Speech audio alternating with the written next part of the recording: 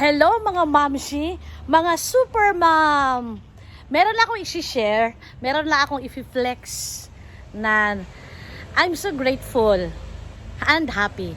Kasi yung anak ko guys na kagraduate ng K-12, mag-first year college siya ng pasukan, nag-summer job kasi siya.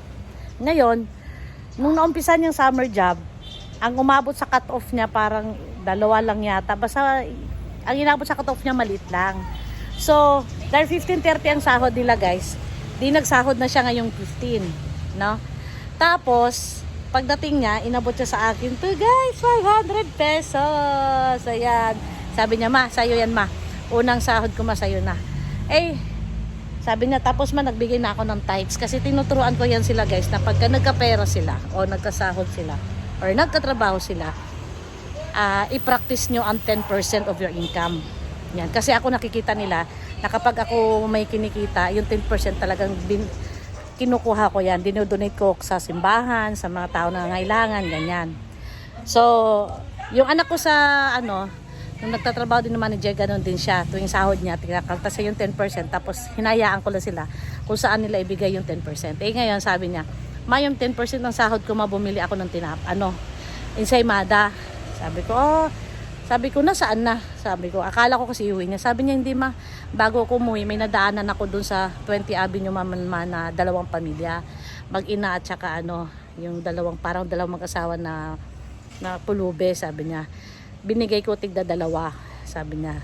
Tapos sabi niya, man, hiyang-hiya nga ako ma, kasi yung nakita ko ng mga bus driver kasi sa may terminal nun, sabi nung mga bus sa akin, ganoon daw siya. Tapos sabi niya, gumaganon daw yung bus driver sa kanya, hiyang-hiya daw siya. Sabi ko, ba't ka mahihiya?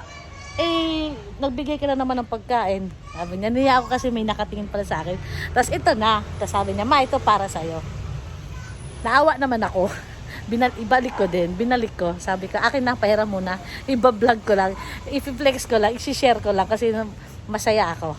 No?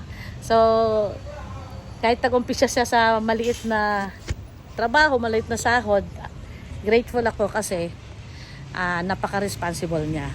At saka inumpisahan niya ang earnings niya na maging maluwag, maging open buka ang palad sa pagbibigay sa biyaya na natanggap din niya. So yun lang guys, I hope nagustuhan niyo yung kwento ko guys. Happy lang ako dahil yung tinuro ko sa kanila, sa anak ko, ngayon napapractice na nila ng kusa na hindi ko na sinabi na mag-share sila sa blessings nila, maliit man yan o malaki. So thank you for watching and salamat sa pakikinig. Thank you, bye!